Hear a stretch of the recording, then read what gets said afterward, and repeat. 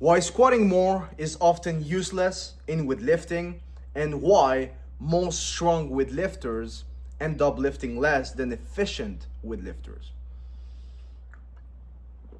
Now, I'm gonna get all of these 120 kilo snatcher in my comments say, Brian, how could you say that, right? Like, squats are super important in weightlifting. It's the most important exercise. No, it's not. No, it's not. It's not the most important exercise. It's the most important exercise if you have a lack of leg strength. But let me tell you, 80% of you, or even 90% of you, after talking to hundreds of weightlifters, what I've seen is that your problem is not leg strength. You're saying your problem is leg strength, but it's actually not. And this comes from someone that was back squatting 280 kilos and only clean and jerking 165, right? I could barely clean and jerk 165, and I was squatting 280 kilos at 79 kilos body weight. I was squatting 3 times per week, right? Squatting all the time and squat and squat and squat. This comes from this guy. So I've been there. I've had that mindset of squats are super important. And in this video, I'm going to explain to you why this squatting and this, you need to increase your leg strength, all of those things, it's BS for 80 to 90% of you. Now, weightlifting is very specific, and weightlifting is very personalized, okay? If you want to be good at weightlifting, you need a coach that is personalizing your stuff. So now, if you're here watching this video and you clean jerk 120 kilos and your back squat is 140, this video is not for you because you have a 20 kilo difference in between your clean jerk and your back squat. Go squat more. Go squat more, right? But for most of you, you're not in that position, especially, I was gonna say for most males, but also most females. Most females, they don't have a squat issue. And I'm going to explain to you why. Now, to start my explanation correctly, I'm gonna start with an analogy so you can truly understand.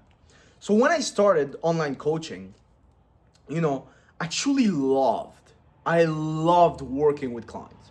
Like, that was like doing technical breakdowns, being on calls with my clients, all of those things were just like, that's what I would love doing. And you know what I hated? Recording videos like this. But here's the thing. I'm never gonna get clients that I can work with and that I actually enjoy, spending time with if I don't record these videos. If I don't record on Instagram and all of those things, right? That's what I didn't understand at the time. Or what I knew, but I wasn't doing.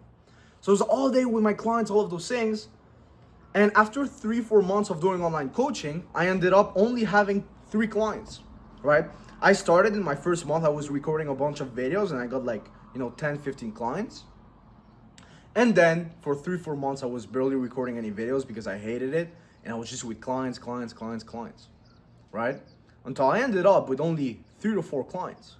Because a lot of those clients were just in programs. They weren't actually in one-on-one coaching because I was just getting started with online coaching and I didn't know how it worked and all those things. So I just put them in 12-week programs because I saw every single coach online doing that. And I soon realized that that wasn't the best way of doing things, but whatever, okay? So I only had 3 clients and I was like, dang, now I need to restart recording videos again. And I had to record videos for over 2 months to then accumulate 15-20 clients and truly grow my coaching business and all of those things. That was 2-3 years ago, okay? And so instead of doing what needed to be done, I was doing what I loved, which was being with my clients, being with my weightlifters, with my athletes, right? But I knew that I had to do that plus record videos, right? But I wasn't doing that because I hated it. And the same mindset affected me for years with my weightlifting. I loved squatting. I loved snatching, but I hated clean jerking. I just hated it. Until it got to the point, as I told you guys in the beginning of the video, where I was squatting 280 kilos and only clean jerking 160, 165. In competition, in training, I wasn't even able to do 155, right? So a 120 kilo difference in between my squat and my clean jerk. Simply because I didn't love clean jerks. I hated clean jerks, right? I will always find an excuse to not do clean jerks. And that's what's messing up most of you as weightlifters. You've heard leg strength is super important.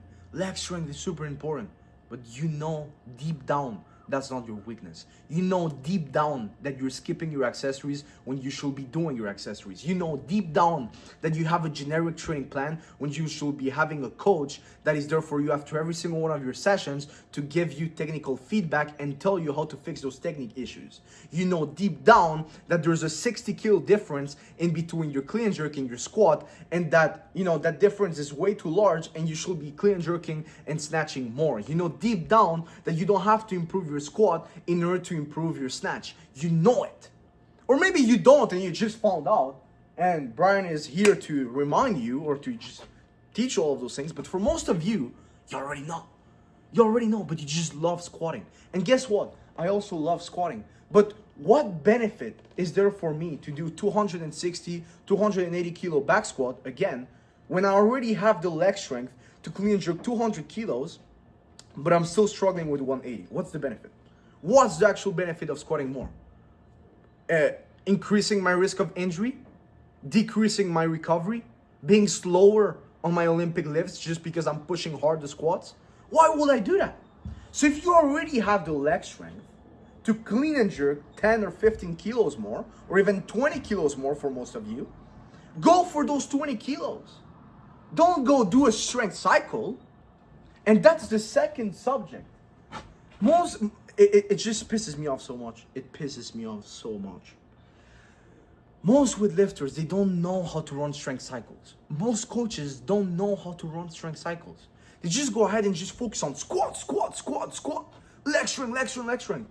And they just leave the snatch and clean and jerk on the side. And then they add 20, 30 kilos to their squats, but they restart doing snatch and clean and jerk and they're just stuck at the same weights in the snatch and clean and jerk.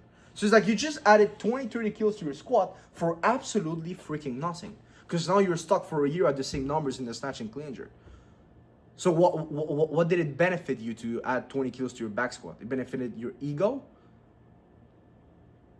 Because doing a 1 rep max in the squat or whatever, if you don't have a leg strength issue, it's just ego.